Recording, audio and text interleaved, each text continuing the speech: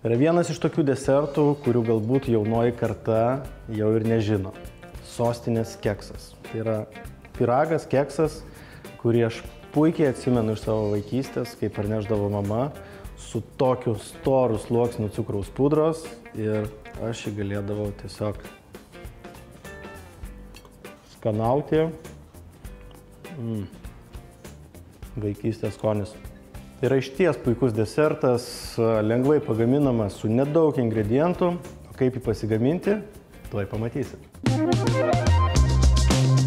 Maistas nėra tik maistas. Tai atradimai, tai patirtis, tai šventė. Gardus maistas gimsta iš meilės, nes jūs nusipelnote geriausio. Mums gaminti yra šventė. Įprastai keksų gamyba nėra kažkoks super sudėtingas procesas.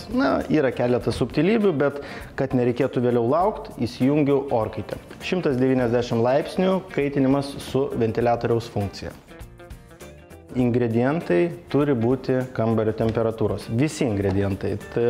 Tuomet tešla išsimaišo greitai ir vientisa. 175 gramai kambario temperatūros jau minkšto sviesto bei 175 gramai cukraus. Viską sudedu į plaktuvo indą ir reikės plakti, kol sviestas išpurės. Cukrus riebaluose netirps, tad nereikia laukti, kol ištirps cukrus. Tiesiog plakimo metu sviestas iš štai tokios gelsvos spalvos turi tapti beveik cukraus spalvos.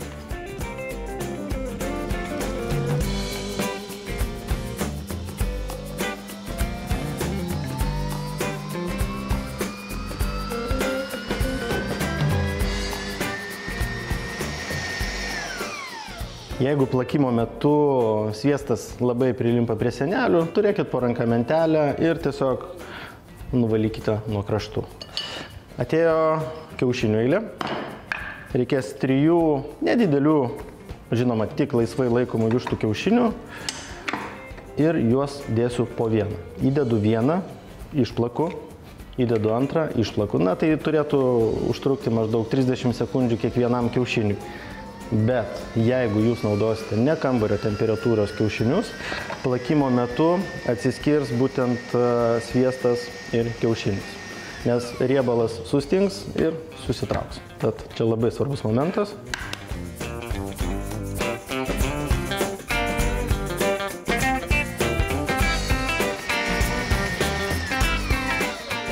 Razinos yra vienas iš turbūt svarbiausių ingredientų šitam kekse ir jų yra tikrai daug. Nuo 175 iki 200 gramų, aš visą laiką įdedu keletą daugiau, nes čia yra cinkelis. Bet kad jos nenusėstų kepimo metu į dugną arba kažkur neišsimėtų į šonus, yra viena tokia maža gudrybė. Bendroji sumoj mums reikės 240 gramų miltų, bet aš labai nedaug, pusę šaukštelio tų miltų užberiu ant razinų.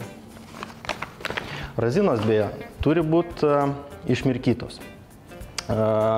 Paprasčiausias variantas – užpilat verdančių vandeniu, palaikot minutę 2, vėliau nusunkėt ir gerai išdžiovinat.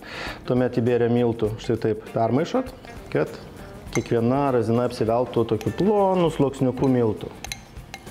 Tuomet jos įsimaišysios į tešlą, tie miltai veiks kaip tokie mikrokabliukai, įsikabins į tešlos šonus ir nesės žemyn. Įmaišau razinas, maždaug šaukštelis vanilės ekstrakto. Ir prieš dėdamas miltus tiesiog truputėlį išmaišau, kad jau pasiskirstytų. Ir tuomet belieka įdėti miltus ir kepimo miltelius. 240 miltų, kvietinių miltų, juos išsijojant ir kepimo milteliai. Jeigu kalbėt šiek tiek tokiais tikslesniais terminais, tai kepimo miltelių reikėtų dėti 1% nuo visos tešlos kiekio.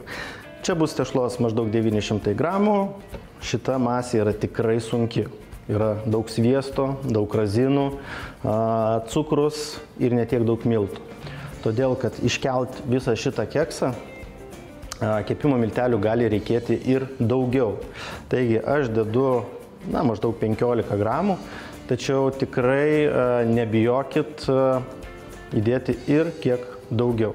Ir permaišau vėlgi tiesiog su mentele. Tai reikia, kad visi ingredientai išsimaišytų, neliktų miltų gumuliukų, žodžiu, masė taptų vientisa. Tešla paruošta. Kad kepimo metu keksas nepriliptų ir vėliau iškepus nebūtų problemos jo iškrapštyti, viskas, ko reikia, tai tiesiog ištepti kraštelius aliejumi. Galima ir sviestu, tačiau su aliejum bus truputėlį greičiau. Šaukštelis ir tepliojam.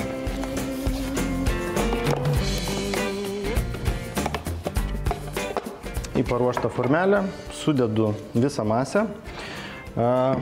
Darant keksą reikėtų nepamiršti, kad negalima prikrauti iki pat viršaus, nes kepimo metu vis tiek tešla kyla.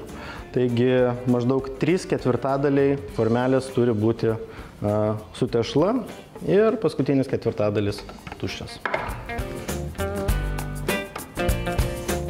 Sudėję tešlą į kepimo formą, pirmiausia su mentele truputėlį paspaudžiam, kad užsipildytų visi tarpeliai ir vėliau išlyginam paviršių. Kad kepimo metu kildamas keksas turėtų kur praplyšti, peilį patepame aliejumi ir viršui per vidurį padarome mažą įpjovą. Orkaitė jau įkaitus iki 190 laipsnių ir keksą galima dėti kepti. Bet jeigu mes valandą keptume keksą ant 190 laipsnių, jis tiesiog per daug suskrustų. Tačiau ši aukšta temperatūra reikalinga tam pirminiam jo iškilimui. Taigi, įdedam, 10 minučių kepam ant 190 laipsnių ir paskui sumažinam iki 170 laipsnių temperatūros.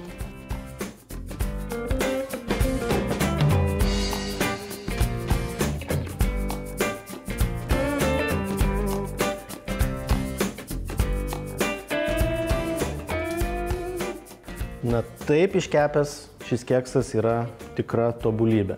Tikrai neišgyvenkit, nepergyvenkit, jeigu jums taip jisai nesuplyš, ne taip stipriai iškils, ne iš pirmo karto gavosi ir man. Bet keksas tikrai bus ne ką mažiau skanus. Ir iškepę atvėsinę turim dar vieną paskutinę misiją.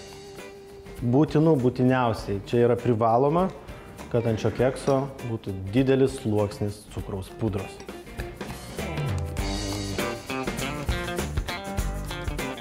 Storas sluoksnis, tarsi sniego pusnis. Būtent tokį aš jį atsimenu. Būtent tokį norėjusi iškepti ir parodyti jums.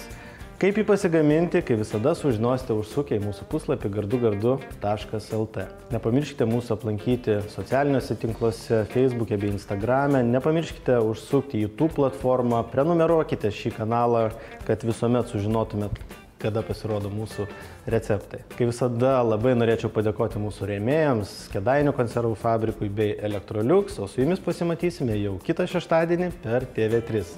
Iki!